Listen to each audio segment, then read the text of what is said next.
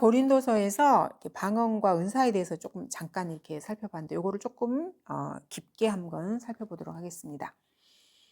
자, 하나님께서는 인류를 나누시는 기준이 있어요. 근데 이제 인간은 자기들 나름대로 뭐 이렇게 여러 가지 나누는 기준이 있는데 하나님은 이렇게 나누십니다. 고린도전서 10장 32절에 보시면은 인간으로 태어난 모든 인간은 요 세 부류에 속합니다. 유대인에게나 이방인에게나 하나님의 교회에게나 아무도 거치는 자가 되지 말라. 이렇게 말씀하시면서 세 부류를 지금 말씀하고 있어요. 유대인, 이방인, 하나님의 교회. 그래서 인류는 하나님 보시기에 이 세 부류 중에 하나에 속합니다. 우리는 원래 이방인들이었어요. 이방인 중에서 하나님께서 유대인을 택하셔서 이스라엘을 이렇게 민족적으로 세우시고 그들에게 율법을 주셔서 이방인의 빛으로서 주님의 뜻을 이방인에게 이렇게 보일 수 있게 선택해서 이렇게 그 민족을 세우셨어요. 근데 그 민족이 자신들의 메시아를 거부하고 메시아를 이렇게 전파하는 스테판을 죽이고 이렇게 했을 때 하나님의 말씀을 완전히 거부한 거거든요, 유대인들이. 그래서 주님께서 유대인들을 버리고 이방인들과 유대인들 중에서 예수 그리스도를 믿는 사람들을 한 세대로 이렇게 다시 부르신 거예요. 저희가 아까 베드로전서 2장에서 보신 선택받은 세대라고 저희가 배웠잖아요. 하나님의 교회를 새로 부르신 거예요, 주님께서. 선택받은 세대로. 왕 같은 제사장이며 거룩한 민족이 한 민족을 이렇게 만들어 주신 것입니다. 요 독특한 백성입니다. 우리 그리스도인들은. 그래서 너희를 어두움에서 불러내어 그의 놀라운 빛으로 들어가게 하신 분. 이렇게 하나님의 빛으로 우리가 들어갈 수 있도록 주님께서 우리를 불러주셨어요. 이게 하나님의 교회예요. 그래서 하나님의 교회는 유대인들 중에서도 믿는 사람은 교회에 들어오는 거고 이방인들 중에서도 들어오는 것입니다. 우리는 이방인이었다가 예수 그리스도를 믿어서 하나님의 교회로 이렇게 들어온 것입니다. 그래서 세 부류로 주님께서는 보십니다. 그래서 이스라엘도 이제 대환란이 되면 주님께서 이들을 다시 다루실 거예요. 버리셨다가 이스라엘을 다시 회복시키실 것입니다. 그리고 지금은 이방인이나 유대인이나 모두에게 복음의 문이 활짝 열려져 있는 시대입니다. 그래서 사실은 주님께서 이방인들을 다루고 계시는 시대예요. 복음을 통해서. 하지만 이방인을 다루는 이 시대도 끝이 나요. 우리 그리스도인들이 휴거되면 이 경륜이 끝이 나고 이 세대가 끝이 나고 대환란의 경륜으로 넘어가게 되는데 그때는 이스라엘을 다루시는 거예요. 주님께서 다시 버리셨던 이스라엘을 회복시키기 위해서 고난의 용광로에다가 집어넣는 것입니다. 그래서 예수님을 안 믿는 이방인들이 같이 거기에 섞여서 고난을 받게 되는 것입니다. 이렇게 해서 주님께서는 인류를 유대인, 이방인, 하나님의 교회 이렇게 세 가지로 나누신다는 것입니다. 자, 그다음에 이제 방언과 은사에 대해서 저희가 조금 구체적으로 살펴보도록 하겠습니다. 자, 방언은 고린도전서 12장과 14장에서 잘 나와 있습니다.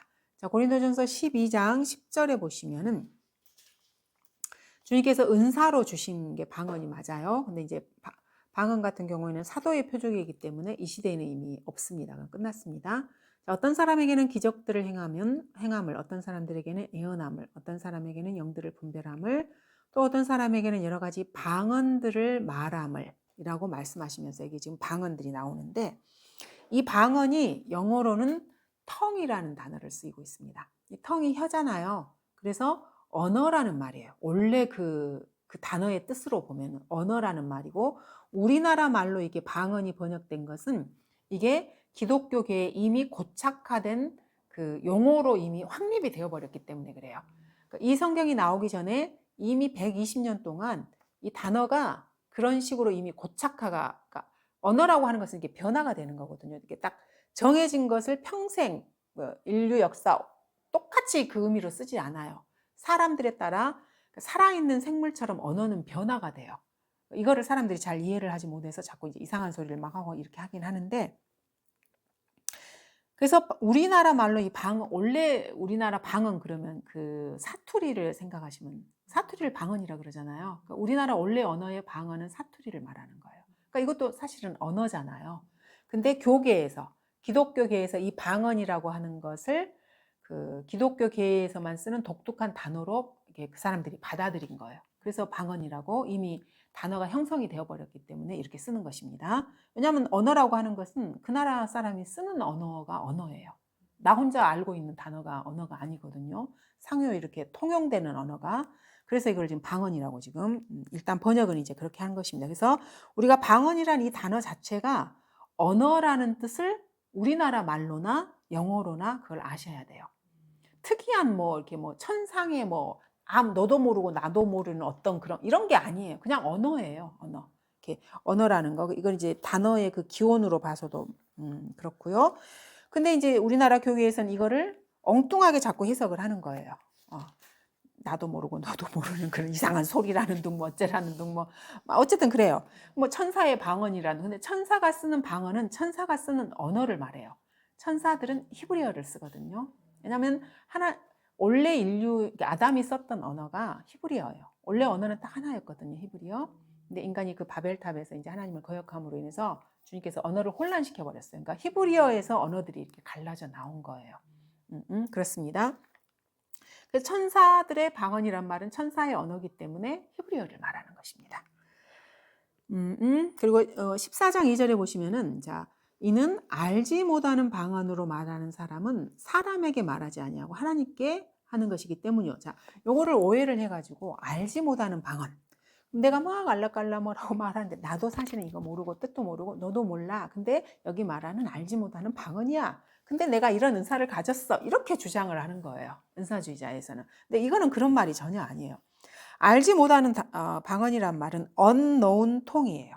unknown tongue. 언어인데 무슨 언어냐면은 알아듣지 못하는 거예요, 상대방이. 그러니까 예를 들어서 내가 무슨 아프리카의 뭐 스와힐리어를 잘해서 혼자 막 이렇게 막 떠들어대요. 상대방이 당연히 못 알아듣죠. 그러면 이게 unknown tongue이에요. 알지 못하는 방언이 되는 거예요. 근데 이거를 오해를 해가지고 아무도 모르는 뭐 이상한 그 소리를 막 하면서 이거를 갖다가 이렇게 이거야 성경에 있잖아 막 이러면서 이렇게 말을 하는 건데 그게 아니라는 것입니다. 이 사람들이 오해를 해도 정말 많이 오해를 이렇게 해서 이제 쭉 11절까지 이렇게 말하면서 11절 보시면은 그러므로 내가 그 말의 뜻을 알지 못하면 말하는 그 사람에게 나는 야만인이 되고 말하는 그 사람도 나에게 야만인이 되리라. 그러면서 바울이 알지 못하는 말로 1000마디 만마디 하는 것보다 알아듣는 5마디를 말을 해서 서로 이렇게 세워주는 게 훨씬 낫다 이렇게 말을 하는 거예요. 즉 알아듣지 못하는 소리 하지 말라는 거거든요. 그러니까 방언하지 말라는 거예요. 그러니까 기독교계에서 말하고 있는 그런 방언하지 말아라. 그런 방언을 하면 서로 야만인이야. 말이 안 통하는 것처럼 답답한 상대가 없잖아요. 한국말을 똑같이 쓰는 사람도 말이 안 통하는 사람이 많거든요. 말이 안 통하면 더 이상 그 사람과는 대화를 할 수가 없어요. 근데 기독교계에서 그런 일들을 지금 하고 있는 거예요. 네, 어쨌든 그래서 이제 사도의 표적은 끝났습니다. 그리고 이제 그 사도행전 2장에서 베드로가 했던 그런 방언들은 외국어를 한 거예요. 그러니까 내가 배우지 않았는데 복음을 지금 전파해야 되잖아요. 천하 각국에서 사람들이 왔는데 바울이 아니고 베드로나 그 당시에 그 예수님 따랐던 제자들은 다 무식한 사람들이었거든요. 배우지 못한 사람들. 근데 그 사람들을 통해서 하나님께서 이제 사역을 하시는 거잖아요. 근데 언어를 배우지 못했는데 그 사람들 어쩌겠어요. 천하 각국에서 지금 사람들이 그 몰려와서 예루살렘에 지금 장사진을 지금 치르고 있는데 그래서 그 사람들을 대상으로 해서 그 나라 사람들의 언어를 이렇게 주님께서 성령의 능력으로 부어주신 거예요. 근데 그걸 가지고 뭐 지금 와가지고 이상한 소리를 하면서 그 방언을 자기들도 한다고 이렇게 거짓말을 하고 있는 것입니다. 근데 그런데 속는 사람이 너무 많은 게 참 안타까울 뿐입니다. 자, 그래서 이게 이제 사도의 표적이 끝났는데 그 증거를 지금 몇 개 볼게요. 바울도 이렇게 병도 고쳐주고 막 이렇게 했습니다. 생전에 뭐 수건만 이렇게 해도 병이 뭐 떠나가고 막 이렇게 했거든요. 근데 말년에 보면은 디모데전서 5장 23절에 이제 볼게요. 바울이 디모데를 되게 사랑했잖아요. 자신의 영적 아들이잖아요. 그 디모데에 대해서 이렇게 말을 하고 있어요. 디모데가 아마 위장병이 있었나 봐요. 자, 이제부터는 물만 마시지 말고 내 위장과 자주 앓는 질병을 위하여 포도주를 조금씩 쓰라 이렇게 말을 하고 있습니다. 자, 자, 바울이 신유의 은사가 있었고 이것을 계속해서 있었다면은 자기의 영적인 아들, 자기가 그렇게 사랑하는, 그리고 지금 자기 후계자로 이렇게 세우는 디모데를 이거 하나 못 고쳐주겠어요? 손 얹어서 그냥 병아 뭐 나가라. 저 요즘 하고 있는 애들처럼 막 하면서 막 두들겨 패면서 누구 마귀는 나가라, 질병도 나가라, 이렇게 하면 되잖아요. 근데 그렇게 하지 않고 있어요. 약을 쓰라고 권면하고 있거든요. 이 질병에 대해서. 이 말은 무슨 말이냐면 바울이 이거를 못 고친다는 말이에요. 못 고치니까 약을 쓰라는 거죠.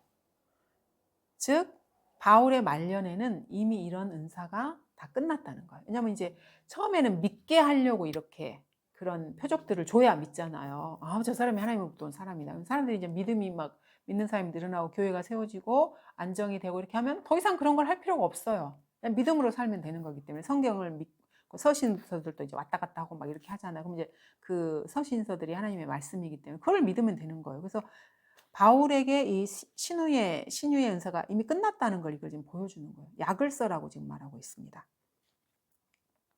디모데후서 4장 20절에도 이제 그 사도의 표적이 끝났다는 것을 우리가 알아볼 수 있습니다. 20절 보시면은, 자, 에라스토는 고린도에 머물러 있고 트로피모는 몸이 아파서 밀레토에 남겨뒀다 그랬어요. 남겨두고 자기는 이제 떠난 거예요. 아니, 그 신유의 은사가 있으면 성도들이 몸이 아프면 당연히 고쳐주는 게 당연한 거잖아요. 근데 못 고치는 거예요. 그러니까 밀레토에 남겨두고 자기는 이제 다른 사역을 하러 이렇게 떠난 거죠. 사도의 표적이 끝난 거예요. 바울이 죽기도 전에 이미 다 끝났어. 할 필요가 없으니까. 그 다음에 고린도후서 12장 7절에서도 바울 자신도 몸에 질병을 가지고 있었어요. 그렇게 사람들 병도 고쳐주시고 이렇게 했던 그 표적을 가지고 있었는데 본인 자신의 질병도 고치지를 못한 거예요. 그래서 12장 7절에 보시면은, 그래서 바울은 평생 누가라는 의사를 동행하고 다녔어요. 사역지에까지. 자기 몸이 아프니까 자기 병도 못 고치는 거예요. 남의 병도 못 고치고. 자, 지극히 위대한 계시들의 풍성함으로 인하여 내가 자고하지 않도록 육체의 한 가시, 즉 사탄의 사자를 내게 주셨으니 그가 나를 쳐서 자고하지 못하게 하려 함이라라고 말하고 있습니다. 그래서 바울은 평생 이 사탄의 사자라는 것을 몸에 있었어요. 이게 우리가 구체적으로 무엇인지는 정확하게는 알 수 없지만 말씀으로 이렇게 봤을 때 아마도 시력에 관한 문제가 아닌가 이렇게 생각을 해요. 다마스커스 도상에 갈 때 해처럼 밝은 빛을 보고 눈이 멀어버렸잖아요. 그래서 이제 벗겨지긴 했지만 그래서 이게 희미하게 보이긴 하지만 완전히 회복되지는 않은 것으로 생각이 됩니다. 그래서 몸에 문제가 있었던 것으로 보이고요. 그래서 편지도 바울은 자기가 직접 못 써요. 눈이 나쁘기 때문에. 그래서 전부 대필이에요. 전부 보시면 뒤에 이렇게 막반에 이제 인사하는 거 보면은 서로 뭐 무난하라, 뭐하라 이렇게 쭉 이렇게 하거든요. 그 전부 대필로 해요. 그래서 이제 뭐 누구한테는 이제 대필하는 사람이 자기가 인사하기도 해요. 그래서 바울이 유일하게 자기 손으로 쓴 그 서신서가 갈라디아서예요. 그래서 갈라디아서 11장에 보시면은 너희는 내가 내 손으로 너에게 얼마나 큰 편지를 썼는지 보는 줄다. 그러니까 눈이 나쁘니까 글자를 크게 쓰는 거예요. 이게 바울이 이렇게 유일하게 자기 손으로 쓴 거예요. 그래서 눈이 안 좋으니까 글자를 크게 쓴 거죠. 나머지는 전부 대필입니다. 바울이 불러주면은 그것을 듣고 누가 이렇게 쓰는 것입니다. 자, 이러한 것만 봐도 사도의 표적은 이미 바울이 살아있을 때부터 이미 끝났다는 것을 저희가 알 수가 있습니다. 사도 바울은 자기 병도 못 고쳤고요. 자기의 영적 아들의 병도 고치지 못했고 디도의 병도 고치지 못했고 자기 자신이 평생을 의사 누가를 데리고 다니면서 그 질병을 이렇게 돌봄을 받으면서 사역을 했던 것입니다. 자, 그러면 사실이 이런데도 왜 이렇게 기독교인이라고 하는 사람들이 방언을 계속해서 아주 하루 종일 하는 사람도 있어요. 진짜로. 집안을 말아먹을 일이지 그러니까. 이렇게 부추기는가 가장 큰 이유가 뭐냐면은 성도들이 기도를 못하게 하기 위해서 그러는 거예요. 성도가 기도를 못하면은 그리스도인으로서의 삶을 못 살거든요. 하나님과 교제가 안 돼요. 자, 방언으로 하나님 앞에 다가가는 사람을 하나님께서 그 사람을 받아주시겠습니까? 자기도 모르는 소리를 지금 짓거리고 있는데 하나님이 그렇게 무슨 뭐 얼간이도 아니고 기도가 안 돼요. 서로 그 사람이 구원을 받았더라도 기도가 안 되면은 그리스도인의 삶을 못 살아요. 주님이 내 기도를 들어주시고 응답하시고 이래야 인생의 문제가 해결이 되거든요. 그래야 내가 믿음으로 주님의 일을 할 수가 있는 거예요. 내가 내 힘으로 뭐 내 인생을 살면 하나님의 일도 하고 있는데 내가 어떻게 하겠어? 내 인생도 내가 지금 버거워 죽겠는데 하나님의 일은 차치하고라도 내 인생도 내가 지금 감당하기 힘들거든요. 인간들은 다 그래요. 불안하잖아요. 한 치 앞을 지금 내다보지도 못하고 기도를 해야 돼요. 내가 말씀을 공부하면서 하나님 말씀을 들어야 되고 내가 기도로 다가가야 되고 그래서 내 필요를 주님 앞에 아뢰야 되고 주님이 내 기도에 응답해야 내가 살 수가 있어요. 그래야 세상 사람들한테 내가 비굴하지 않을 수 있거든요. 안 그러면 내 밥 벌어먹고 사는 삶의 연연해서 얼마나 비굴하겠어요. 내 자식들을 못 먹이고 나도 이렇게 어떻게 될지 모르고 이러면 막 마음이 불안하잖아요. 그럼 사람한테 잘 보여야 되고 뭐라도 하나 더 얻어내야 되고 이렇게 마인드가 되면 내가 어떻게 그리스도인의 신앙생활을 할 수 있겠습니까? 그래서 그리스도인들의 자신감은 내가 주님과 교제하는 사람이고 주님이 나의 기도를 들으시고 내가 기도하면 들어주신다는 거기에서 베이스가 기반이 되는 거예요. 그래서 죄를 멀리 하라는 거예요. 죄를 짓게 되면 이 교제가 무너져 버리는 거거든요. 그러면 자신감을 잃어버려요. 낙담하게 되고 그럼 내 힘으로 내가 내 인생을 살아야 돼요. 그게 안 돼요. 그래서 죄를 멀리 하라는 것이고요. 주님과의 교제가 필수 불가결한 것입니다. 근데 방언을 하면은 자기도 못 알아듣는 말을 하나님이 어떻게 알아들어요? 교제가 안 돼요. 그래서 마귀가 이렇게 아주 고단수예요, 고단수. 그래서 방언을 퍼뜨려가지고 혹시 그 사람이 구원을 받았으면 하나님과 교제를 못하게 해서 그리스도인의 삶을 살지 못하게 온천적으로 딱 차단을 해버리는 거예요. 그리스도인은 자기 힘으로 살 수가 없거든요. 기도는 성도의 호흡입니다. 그래서 숨을 제대로 못 쉬는 성도는 애가 숨을 못 쉬면 죽지. 죽어버려요. 그래서 구원은 받았는데 죽은 상태로 사는 거예요. 하나님 보시기에 죽은 상태로. 이게 바로 이 마귀의 계략입니다. 기도하지 않은 성도는 주님 보시기에 사실은 죽은 성도입니다. 그래서 하나님의 일을 하는 것이 온천적으로 불가능합니다. 겉으로 보기에는 막 겉에 드러나는 행동이기 때문에 막 복음을 전하고 뭐 북한에 뭐 삐라를 날리고 뭘 하고 이렇게 막 사람이 막 뭐 행동을 막 하는 것처럼 보이잖아요. 그렇지 않습니다. 그거는 기본이 기도가 이렇게 딱 그 준비가 되어서 성령님께서 그 사람을 쓰시는 거예요. 기도를 기반으로 해서 이 일을 시키시고 저 일을 시키시고 해서 사실은 성령의 능력으로 이 일을 지금 해나가고 있는 것입니다. 사람들 눈에는 막 사람들이 움직이는 것처럼 보여도 그렇지 않다는 것입니다.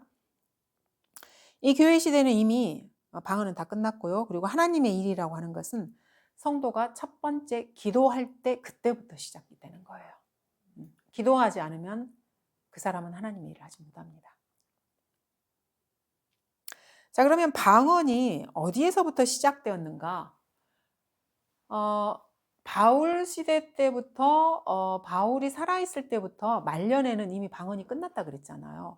그러면 초대교회 이제 방언도 막 하고 이렇게 해서 복음도 막 전파되고 이렇게 사람들 병도 고쳐주고 이렇게 하다가 말년이 되면 이게 싹 다 사라져요. 그럼 이제 교회 역사는 계속해서 흐를 거 아니에요. 그러면 중세 시대까지 쭉 흐르면서 방언이 더 이상 없어요. 더 이상 그런 이야기 하는 사람도 없고 신유의 뭐 능력 이런 거 하는 사람도 없어요. 근데 지금 이 시대에 어느 순간에 이렇게 갑자기 이런 게 막 들끓고 났느냐? 사실은 방언이 시작된 것은요 카톨릭 수도원에서 시작됐어요. 저희가 카톨릭을 그 바벨론 신비 종교에서 왔다고 하는 게 그거는 사실이고요. 사실에 기반한 이야기고요. 절대 거짓말이 아닙니다. 그래서 이제 카톨릭도 여러 가지 카톨릭은 파가 그렇게 많지는 않아요. 근데 그래도 있기는 있어요. 그래서 이제 수도원 같은 데서 신비주의 성향을 추구하는 수도사들이 있었어요. 딱 격리돼가지고 그래서 그 사람들이 이렇게 신비주의적인 것을 추구하다가 이렇게 마귀의 방언을 받은 거죠, 사실은. 그래서 그런 거를 그 카톨릭 수도원에서부터 이제 시작이 된 거예요. 그래서 1800년도까지는 방언한다는 이런 이야기가 아예 없었어요. 아예 없었는데 이제 카톨릭 수도원에서 시작이 되어서 그러니까 중세 시대에도 이런 건 없었고요. 그래서 초대교회 이후로 사도들이 죽은 다음부터 쭉 없었다가 1800년도부터 가톨릭 수도원에서 그 신비주의 성향을 추구하는 수도사들을 중심으로 해서 그런 이제 뭐 이상한 소리를 하는 그런 게 이제 시작이 된 거예요. 그리고 이제 필라델피아, 우리가 이제 그 라오디케아, 지금 1900년 이후로는 라오디케아 교회 시대라 그랬잖아요. 그 이전을 필라델피아 시대라 그래요. 교회적으로 정말로 부흥을 했던, 그러니까 진짜 복음을 가지고 부흥을 했던 시대거든요. 그 시대의 위대한 설교자들이, 우리 한국 사람들이 그 미국이나 유럽에 알고 있는 그 설교자들은 대부분 이 시대 사람들이에요. 이 시대에는 복음이 아주 강력하게 전파됐어요. 유럽에서도 그러고 신대륙에서도 그러고. 그래서 이제 그 대륙을 오가면서 설교자들이 왔다 갔다 하면서 복음을 막 전파하고 이렇게 해서 수많은 사람들이 구원받고 막 이렇게 사실은 부흥했던 거죠. 이런 때가 있었어요. 근데 그 중에서 방언을 한 사람은 아무도 없었어요. 이 설교자나 하나님의 사람들 전부 다 성경으로 믿음으로 이렇게 살았던 사람들이거든요. 근데 이 신비 종교주의자들이 고대 바벨론 종교를 로마 카톨릭 그 수도원으로 이렇게 끌어들여 가지고 이것이 현대 기독교에 그대로 고스란히 지금 스며든 상태입니다. 그래서 이제 그 기독교 내에서는 이게 언제부터 시작이 되었냐면, 이것도 당연히 1800년 이후부터 이제 시작이 됐어요. 그 전에는 아예 이런 이야기 자체가 없었어요. 그래서 영국에서부터 시작이 됐는데 1819년에 뭐 에드워드 어빙인가 이런 사람이 이제 목회를 시작했어요. 그래서 이 사람이 조금 시작을 했고, 그다음에 1895년에 벤자민 어원이라는 사람이 불침례 성결 교회라는 것을 시작을 했는데, 말도 그래. 이때부터 이제 카톨릭의 영향을 받은 거죠. 카톨릭에서 이제 그렇게 하니까 그거를 이렇게 가지고 와가지고 자기 교회에서 이걸 지금 시작을 한 거예요. 근데 그 이전에는 이런 일이 없었던 것입니다. 기독교계에 이게 지금 처음으로 시작된 거, 1895년부터 이제 이런 일을 시작한 거고요. 우리나라에는 순복음 세계 실업인 협회라는 그런 게 있어요. 근데 이게 로마 카톨릭과 개신교가 이렇게 결합을 해가지고 이런 운동을 벌린 적이 있어요. 그러니까 이때 이제 시작이 된 거예요. 그래서 1975년에 카톨릭에서 은사주의 부흥 운동을 했어요. 그러니까 개신교에서 이게 먼저 시작된 게 아니에요. 카톨릭에서 시작을 했던 이거를, 그러니까 카톨릭이 이런 걸 한 이유가 뭐냐면 카톨릭의 지배력을 더 확산시키기 위해서 자기네들이 했던 이거를 기독교계로 이제 침투를 시켜서 기독교계의 자기 신들의 영향력을 더 넓히기 위해서 이걸 이제 사실은 의도적으로 계획적으로 개신교하고 손을 잡고 이거를 이제 퍼뜨린 것입니다. 그래서 지금 이 시대에는 이 은사라고 하는 게 아주 그냥 뭐 대단한 뭐 기독교의 표대인 것처럼 지금 돼버렸어. 완전히 이제 바뀐 거죠. 아까 말씀드린 것처럼 은사는 카리스마를 말하는 것이고요. 잠언 25장 14절에 이 카리스마에 대해서 구약에서 지금 이 실체를 주님께서 밝혀놓고 계세요. 잠언 25장 10절에 보시면은 참 웃겨요. 그러니까 이게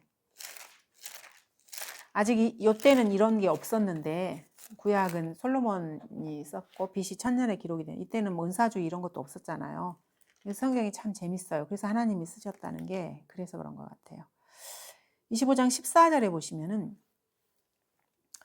거짓 은사를 스스로 자랑하는 자는 누구나 비 없는 구름과 바람 같다라고 솔로몬이 이걸 썼어요.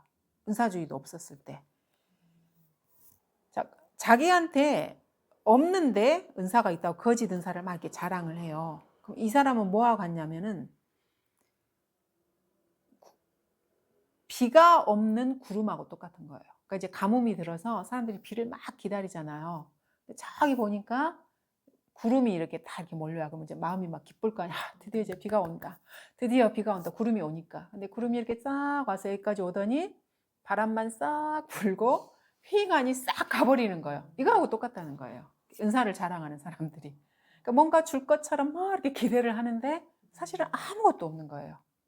그리고 지잘난 맛에 지자랑만 하는 거야. 나는 이런 은사가 있고 하나님 나를 사랑하셔서 이런 은사를 주셨고, 이렇게 돼버리는 것입니다. 그러니까 뭔가를 기대를 하는데 기대한 건 아무것도 없어요. 바람만 불다 무로 돌아가는 것입니다. 이게 지금 구약의 이 은사주의자들에 대해서 주님께서 지금 말씀하고 계시는 것입니다. 그래서 표적이나 은사는 이미 다 끝났습니다. 이렇게 해서 오늘은 여기까지 하고요. 다음 시간에는 이제 그리스도의 심판석을 조금 더 구체적으로 저희가 알아보도록 하겠습니다.